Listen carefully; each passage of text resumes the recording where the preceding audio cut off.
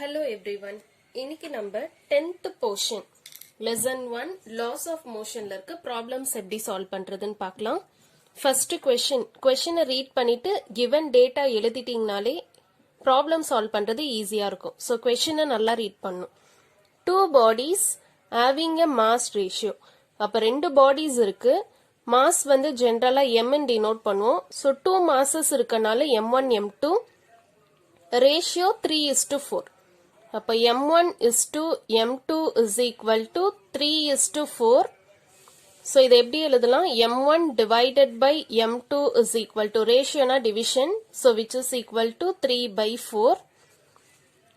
The force applied on a bigger mass. இதுல bigger mass என்ன? mass m2 தான 4.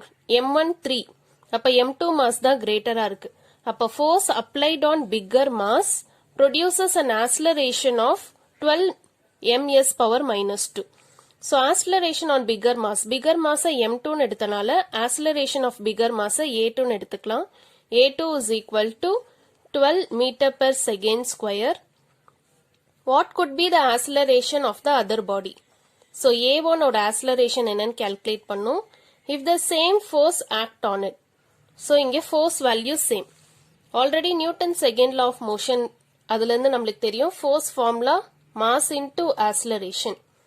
இங்க first object எடுத்தோம்னா mass m1 acceleration a1. forceக்கு மட்டும் நம்பர் பண்ணல because force வந்து same. இதே மாதிரி இன்னொரு ஆப்ஜெக்ட் எழுதணும்னா force is equal to mass into acceleration. second object எழுதுறதுனால m2 a2. இப்போ இது first equation எடுத்துக்கலாம். இத second equation எடுத்துக்கலாம். இந்த first and second equationல left hand side சேமா இருக்கு. So right hand side நம்ம equate பண்ணலாம். equate பண்ணா m1 a1 is equal to m2 a2. நம்ம என்ன find out பண்ணோம்? a1 தான் find out பண்ணோம். So இந்த a1 இங்கே இருக்கட்டும். multiplicationல இருக்கு. அப்ப இந்த m1 இந்த பக்கம் வரப்ப divisionல வரும். So m2 a2 divided by m1. So இதான் formula. இந்த formulaல எல்லா டேட்டாஸையும் substitute பண்ணா acceleration a1 என்னன்னு தெரிஞ்சிடும். இங்க m2 by m1 இருக்கு. ஆல்ரெடி நம்மளுக்கு m1 by m2 வேல்யூ தெரியும். So m2 by m1 வேணும்னா இந்த ஈக்குவேஷன் அப்படியே ரெசிப்ரோக்கல் பண்ணி எழுதணும். ரெசிப்ரோக்கல் பண்ணி எழுதணும்னா m2 by m1 left hand சைட ரெசிப்ரோக்கல் பண்ணா ரைட் ஹேண்ட் சைடும் ரெசிப்ரோக்கல் பண்ணும். அப்போ 4/3. So இப்போ இந்த ஈக்குவேஷன்ல சப்ஸ்டிடியூட் பண்ணலாம். a1 is equal to m2 by m1 ஓட வேல்யூ 4/3. So 4/3 இங்க சப்ஸ்டிடியூட் பண்ணலாம். 4/3 into acceleration a2 value questionலயே கொடுத்துட்டாங்க 12. So இதை கேன்சல் பண்ணா 3 table 1 time, 3 table 4 times.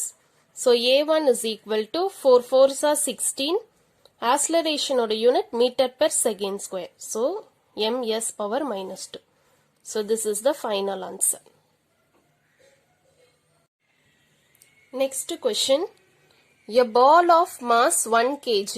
So mass symbol m is equal to 1 kg, moves with the speed of 10 meter per second. So ஒரு ball வந்து moving with the speed of 10 meter per second. So initial velocity u எடுத்துக்கலாம் 10 meter per second. After a perfect elastic collision with the floor. Reboundsனா இப்போ இங்க ஒரு வால் இருக்குன்னா இந்த பால் இங்க போய் ஹிட் ஆயிட்டு திருப்பி அதே பார்த்து ரீட்ரேஸ் பண்ணுது. அதுதான் ரீபவுண்ட்ஸோட மீனிங். அதனால ஃபைனல் வெலாசிட்டி அப்படியே ஆப்போசிட்.